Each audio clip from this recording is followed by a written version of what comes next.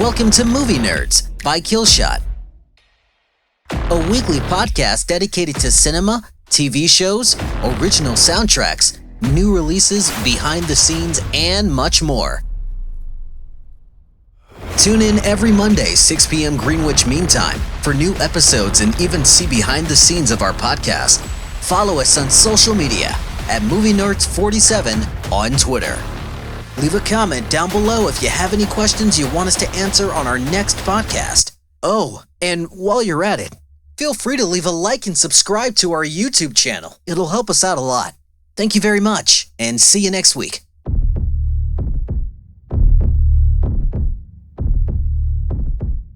Alright guys, welcome to Movie Nerd episode 4, I think? Yes, we are in 4, because we just talked to this guy in episode 3, and now we're back with another episode, and this is the second hour of the 4-hour special, which is gonna be with the True Dark Knight, and yeah, here we are again. How are you, buddy? And just so you know, he did actually change shirts. He did actually change shirts. You had a different shirt on last time. Yeah, well, whatever. Consistency out the fucking window, I guess, but yeah. Go ahead, mate.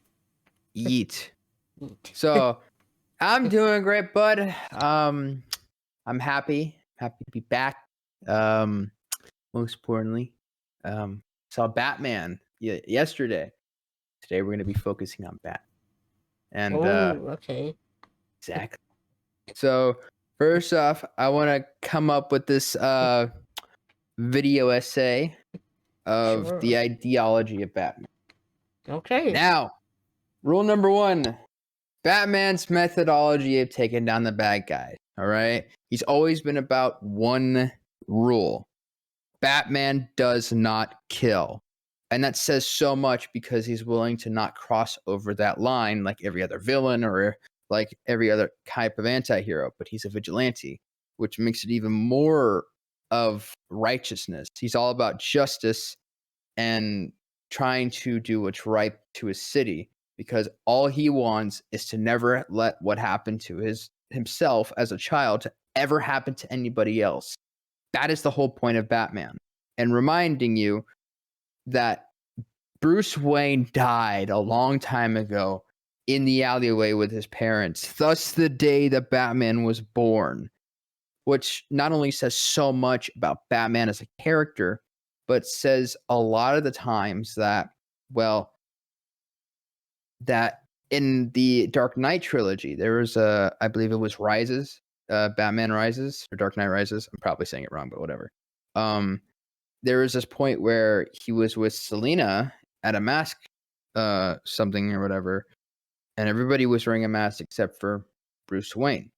And Selina even asked him, "What exactly are you supposed to be?" Well, Batman dressed up as Bruce Wayne. And that is 100% true because he thinks of his alter ego, Bruce Wayne, as his fake identity. There is no such thing as Bruce Wayne, even though Alfred calls him Master Bruce or Mr. Wayne, because he grew up with him. He has the authority to call him that because he's the one that technically raised Batman. And that says so much about not only Alfred, but the kind of man that Alfred is. Now, spoilers ahead if you have not watched the Batman movie featuring Robert Pattinson, please click away because we're going to do a deep dive right here and now, all right? Or you could actually skip the actual timestamp that we're about to label right now and skip to next timestamp, okay? Yep. Second of all, I also want to mention the True Dark Knight is officially a Movie Nerd co-host of our podcast. So you'll be seeing him a lot more, actually. So yeah, it's going to be good. Dope. And so, thus, the Batman movie. First diving into this, I didn't think Robert Pattinson was going to be a good Batman at all.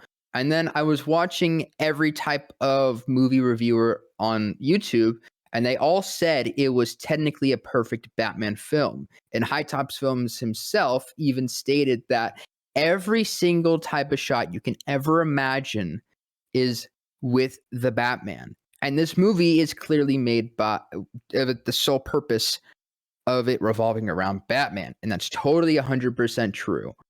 But the thing was, I didn't think it was going to be that well nurtured, because it does show a little bit of side story with then correlates with the main story, but very rarely did it happen. It only happened in the presence of Batman. And that was the crazier part, because when he went out of his way to do so and so, like for instance, try to find what happened to whatever Selina's girlfriend was, and what happened and how she died, was the fact that it was not only revolved around Selina, but Batman was listening the whole time. That was the crazier part. Everything revolves around Batman in this film. And that's very, very well stated. And to the very end of the movie, there's not a single moment that didn't have Batman in it. And Robert Pattinson did a perfect job. It was dark, it was broody, it was terrifying, and most importantly, he understood the fundamentals of what made Batman so rich. And that's what blew my mind most dearly. I am a Batman enthusiast.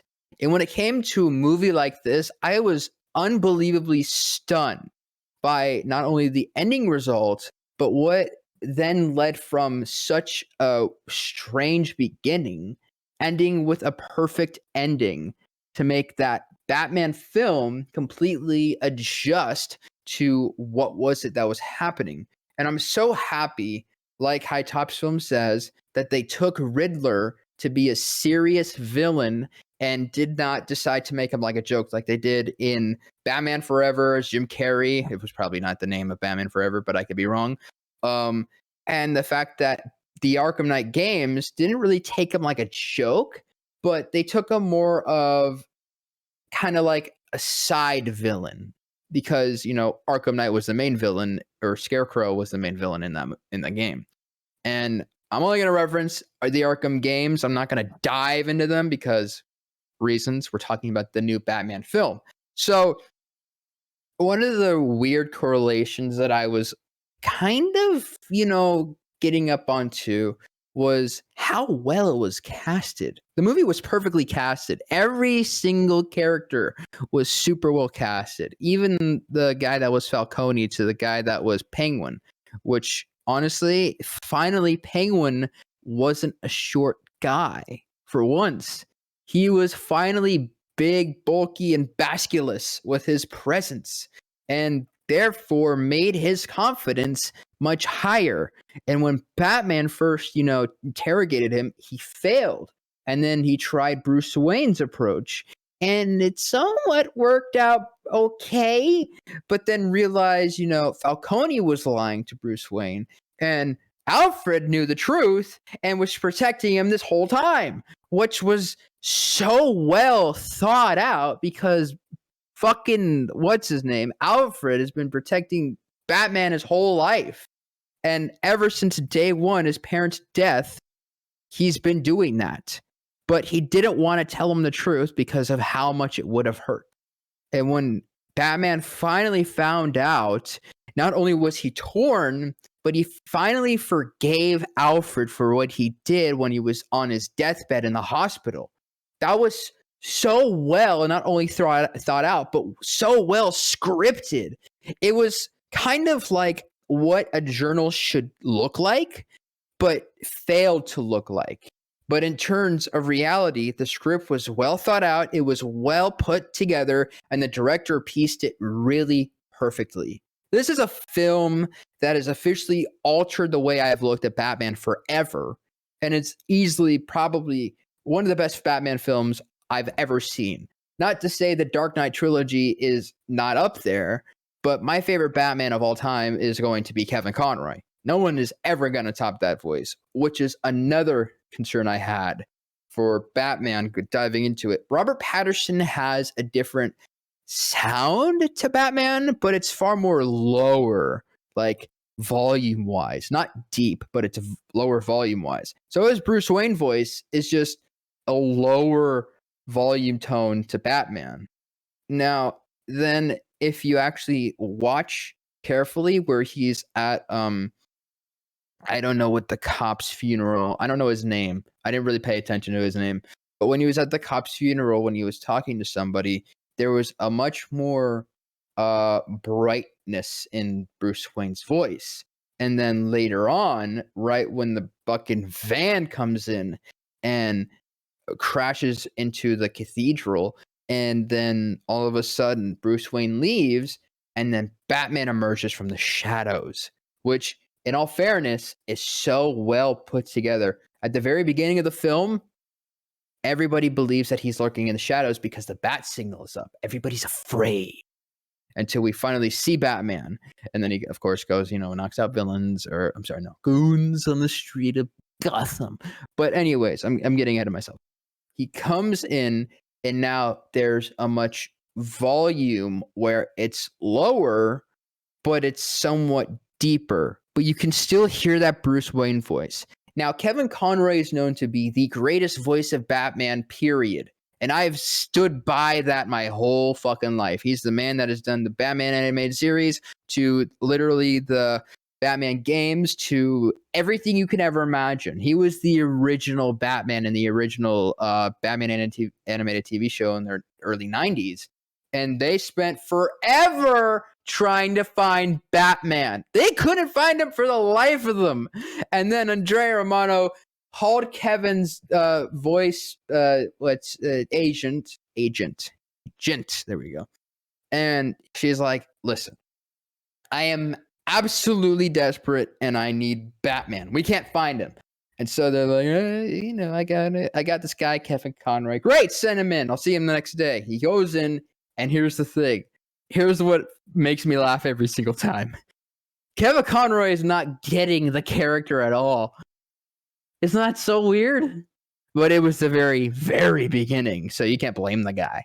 And so, Andrea Romano, the genius that she is, she's like, okay, close your eyes. I want you to think, how would Batman say these lines? And so, closed his eyes, and she said to him the 3 greatest lines of Batman ever. If you don't know, I'll say it right now. He goes, I am vengeance. I am the night. I am Batman. And everybody's happy. They found him. Yay. And it's been a history ever since. And as we all know, Batman's voice is very, very hard thing to narrow down. And the difference between Batman and Bruce Wayne's voice is night and day with Kevin Conroy. Because of that sound, that Batman's voice is his real sound. And Kevin Conroy uses his more flamboyant voice, his real voice, for Bruce Wayne, which speaks volumes on how well he not only understands the psyche of the character, but understands what makes the character whole. And because of the way that the Adam West version of Batman, might have been something in between. It was around that time period where, Batman was on the phone with Commissioner Gordon, and then he was on the other phone with somebody, and they were going back and forth and whatnot. High Top Films literally explained all of this. Batman's voice is so particular. Actually, no, I don't think it was High Top Films. It was somebody that reviewed Batman's voice because he was so particular about it. And I've been particular about this my whole life. And like I'm talking about, it was Michael Keaton that kind of sold me on why the difference is there. Because again, it's his Bruce Wayne voice as Batman, which is so horribly wrong. I don't think Tim Burton understood what the difference should be, and therefore the character was lacking that momentum that it should have had. And because of what Patterson did, it wasn't lacking substance, it was lacking the sound. It was lacking the volume. It was lacking what made Batman Batman. Okay, because you have 2 different characters that are in the same body, and one overpowers the other completely, and that is Batman. Batman is the man that punched through Bruce Wayne's literal spine and is there forever. And Bruce Wayne is his cover-up forever. And there's nothing in between because it's so narrow that's that difference. And it's so crazy to me how far Kevin Conroy has come, to the point where he's my childhood, and to people before me that happened to be his childhood. I've gone to Comic-Con and whatnot, and I've seen the man in person, where he gets up on a goddamn stool and goes and says the three greatest lines, and grown fucking men, tears from their eyes. Do you know what that says? He's a fucking god at the world of DC and of Batman.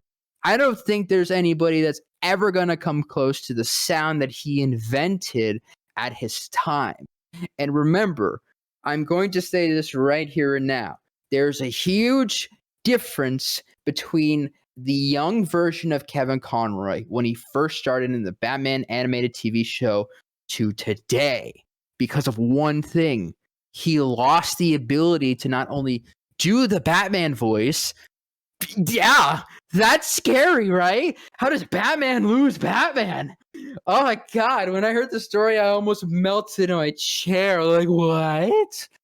So he went into voice acting school, grabbed it back, and he's had it back ever since. He's had a grip on that voice since then, thank God. And for some reason, when he came back, it was even deeper. It was even more rough. It was even heavier and far more passionate. And the sound became even more iconic. And the joy that I realized when this all happened and it all took place, I literally was the happiest man alive for a fucking year. Do you know how much that voice has literally changed me? That voice has stopped me from wanting to end my life. That voice is one of the reasons why I'm still alive, and that voice has inspired me to be a voice actor. It's because of Kevin Conroy, his tryness, his ability to give it all, and his authenticness to the voice that he's given life to for so many years and continues to do it with literal bursting limits, and he surpasses all of it. There's not one thing you can say bad about Kevin Conroy's voice because of the sheer willness behind it, the sheer ability to do something that is unbelievably unprecedented and unable to do by any standards. I don't think I have Kevin Conroy's voice down perfectly. Of course not. I don't think I even have Mark Hamill's Joker down perfectly. But I am willing to keep trying until I finally figure out that sound, because I want that sound of Kevin Conroy. I'm thinking like any sane moron out there would simply say, those Batman fans, the true Batman fans, the true voice impersonators say it's one of the hardest voices to impersonate because no one else can do it besides Kevin. And there's been a reason behind that for so long. And I actually saw this guy that did do a perfect, like, what is it? A collaboration of different voices from the Batman animated TV show. And I was fairly thoroughly impressed by how he was able to not narrow down young Kevin Conroy's voice, but then later on, he was able to do all the younger voices of the voice actors that was inspired so many years ago by so many people.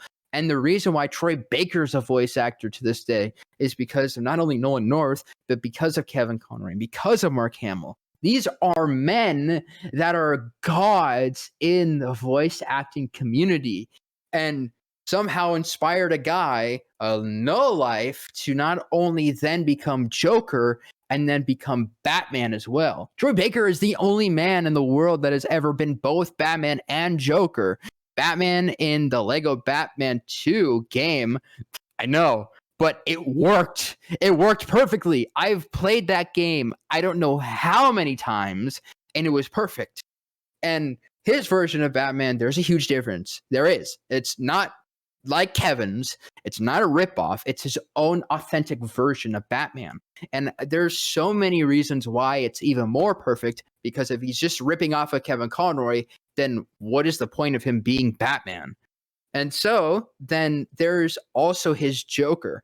It does sound a lot like Mark Hamill, a lot in Arkham Origins when he was Joker. But then there's that moment where he was that sound that sounded similar, but different at the same time. There's a huge difference between Mark, the man that invented that Joker sound, the man that created it back in the animated cartoons in the early 90s, versus the guy that ripped off of him, but still made it his own Joker.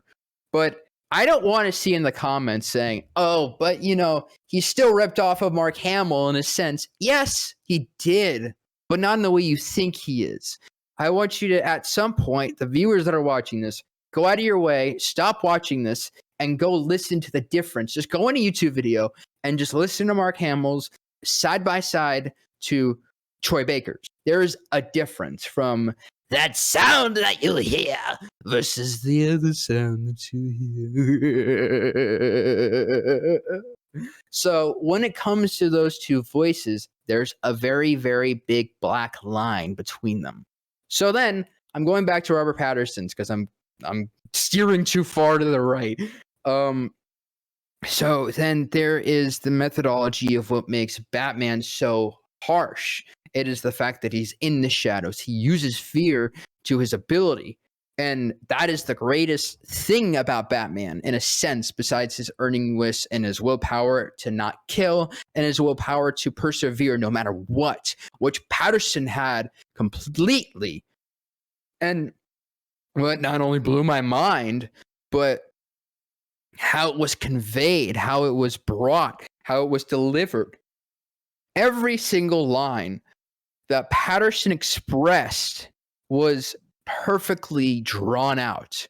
Batman doesn't speak unless he needs to. And that's why, if you actually look back at the animated Batman anything, there's a reason why Batman is silent. Is because not only is he deep in thought about what he should say, but every word that he comes out and says is perfectly executed on what he's trying to say. He can say the most amazing, convoluted thing, and the audience would understand, but everybody else wouldn't understand around him, not the superheroes, because of how high his vocabulary is. Batman's vocabulary is so far above everybody else's. It's because of his rich nature to have such a much higher IQ. There's a reason why he is known to be the greatest detective in all of comic book history. It's because of his not only IQ to think completely outside of the box and to understand what is in the box at all times, but it's his willingness to not only think around the edges and think what he should do in combat situations. That is why in the Arkham Knight games, or in the Arkham games, is that because you have that detective mode. You can see through walls. You can see all the enemies. You can see their heart rate monitor. It's because of how sophisticated his only technology is, but how sophisticated he is able to use them to his advantage. His tools, his batarangs, his grappling hook, everything is at your disposal in those games for a reason. It's because you're able to do basically about anything you need to get yourself out of those tough corners of a situation. Every single thing Batman has ever used is for his benefit and everybody else around him. Now, I will say the ending of the Batman was so perfect.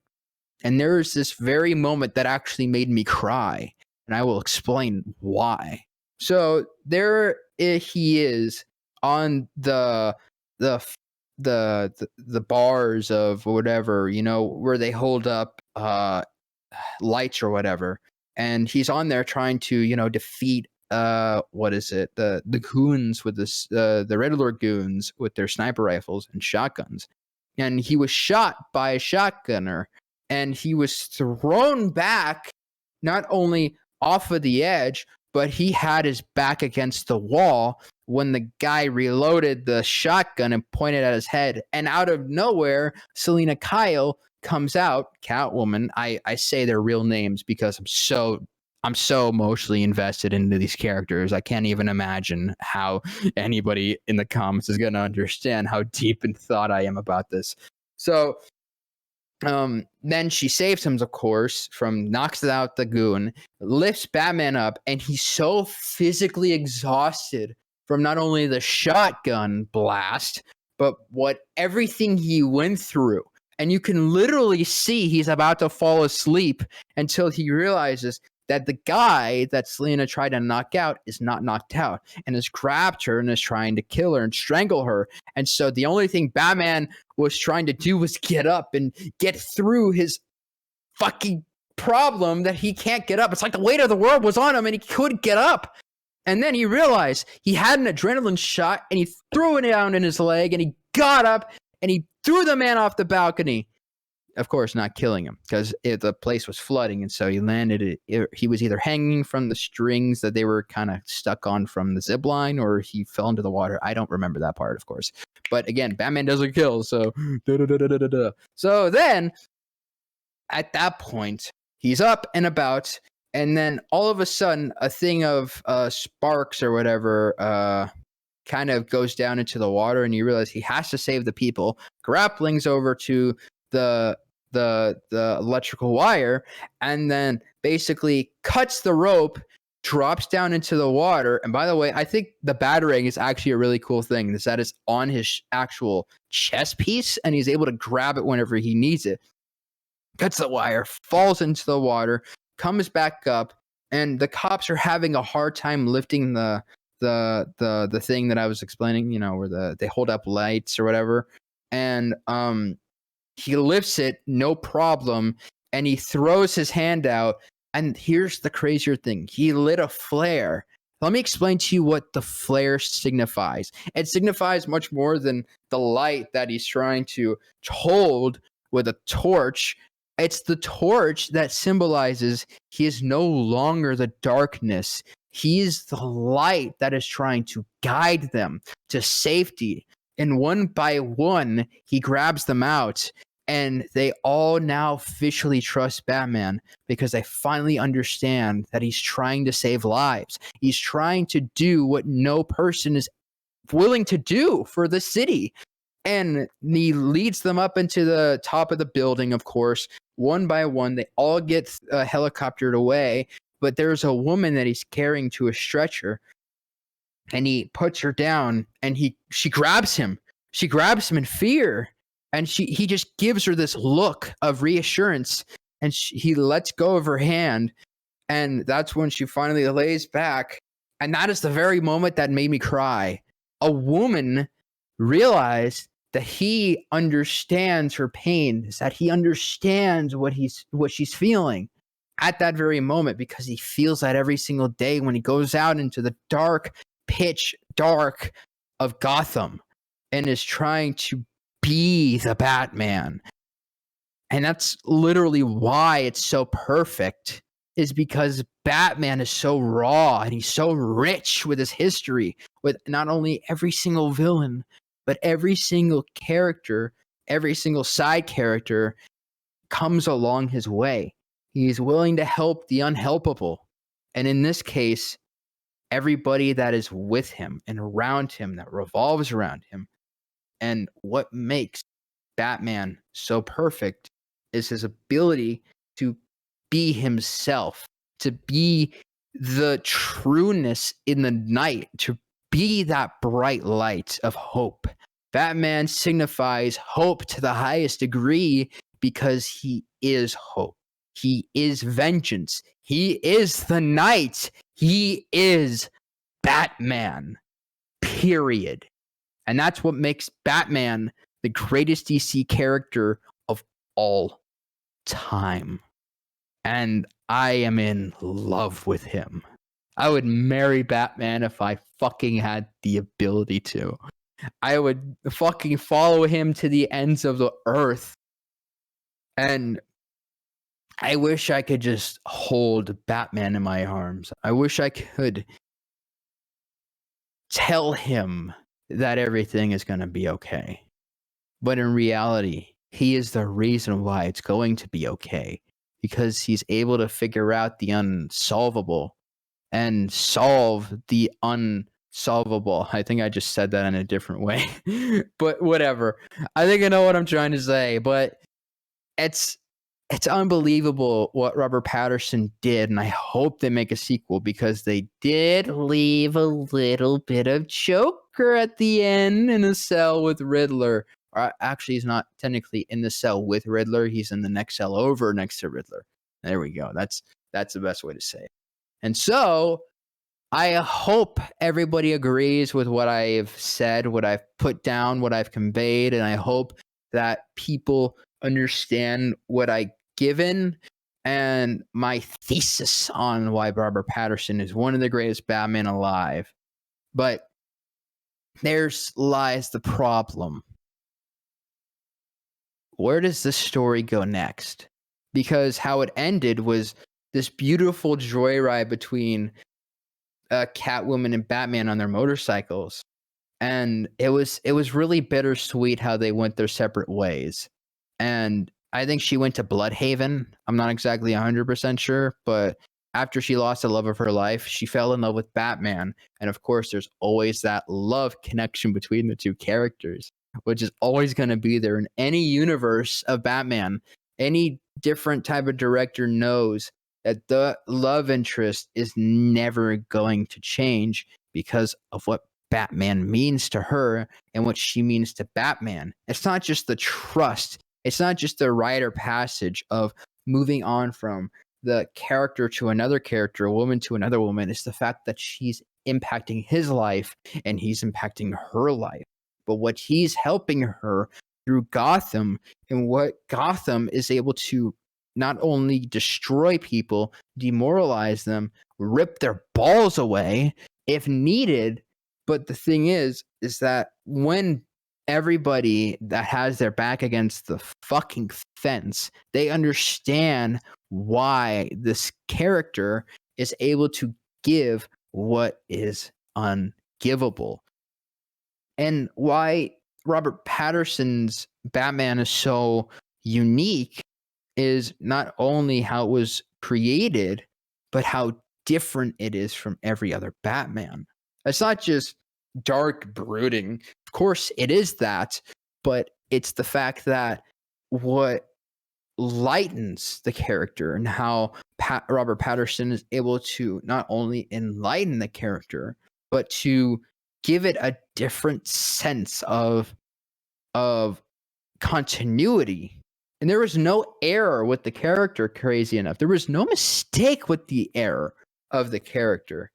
I'm sorry, it was no mistake of the character in the first place because of what Pattinson gave.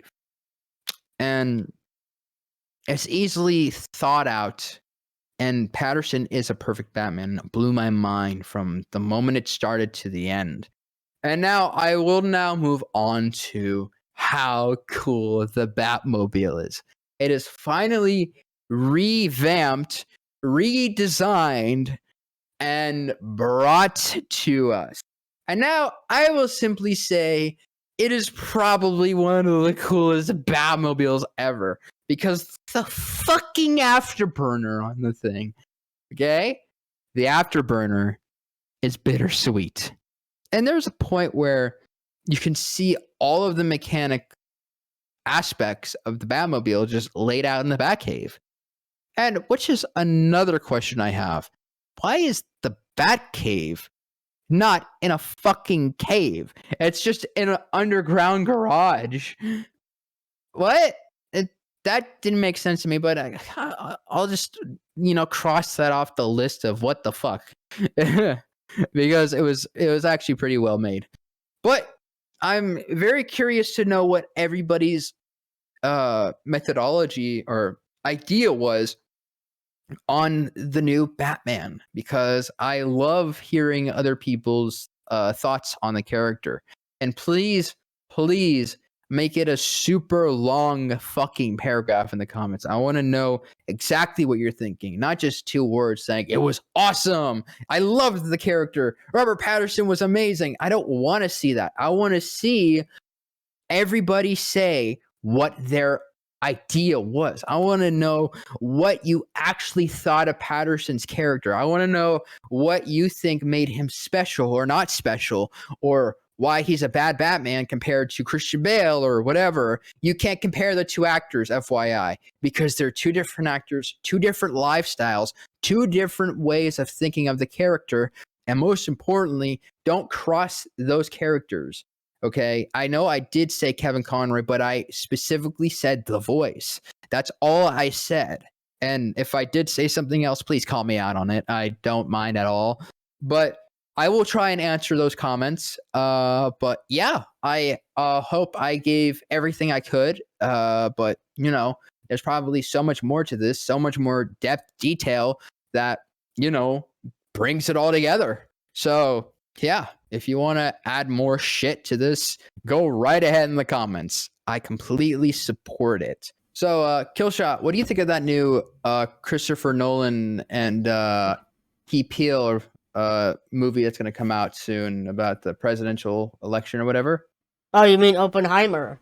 So that movie, Oppenheimer, is basically a movie about a guy named Robert J. Oppenheimer, who made the bombs to nuke Japan, by the way, which is a big story, to be honest with you, because it's literally, there's a huge theory going on here, where Christopher Nolan likes to use practical equipment, but the theory is, will Christopher Nolan detonate a real nuclear bomb for his own movie?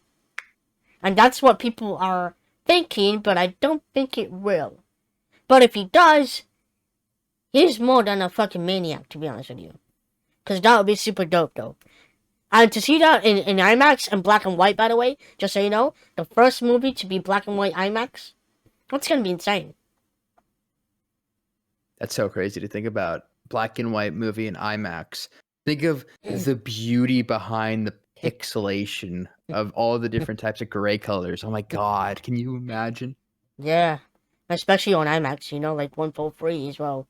0.1 aspect ratio, which is the highest aspect ratio for IMAX, but yeah. Anyway, going back to your video essay, what a amazing essay you have. Did you actually practice that? Nope, came to me. Wow. You literally dominated 30 minutes, I'm not joking. Anyway, anyway, I think this is the end of the podcast, so I'm gonna cut it here early. And yeah, guys, take care. See you guys next week with my co-host. And of course, 6 p.m. UK every day. So not every day. 6 p.m. UK every Monday. I am literally not processing well because that is a long essay. And yeah, so yeah. Take care, guys, and I'll see you guys next week. Bye. Later, y'all. Bye.